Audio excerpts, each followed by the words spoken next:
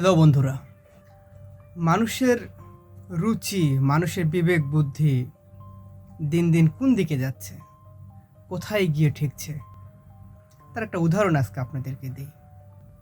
এক বিশ্বপ্রেমিক তার গার্লফ্রেন্ডের উদ্দেশ্যে ফেসবুকে একটা পোস্ট দিয়েছে। সেই পোস্টটা আমি আপনাদেরকে দেখাচ্ছি এবং পড়ে শোনাচ্ছি। প্লিজ।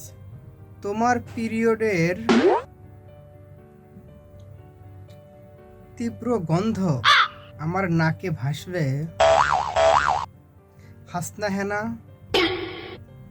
শিউলি, বেলি, বকুল, রজনীগন্ধা, এমনকি পৃথিবীর সমস্ত ফুলের গন্ধ হার মেনে যায়।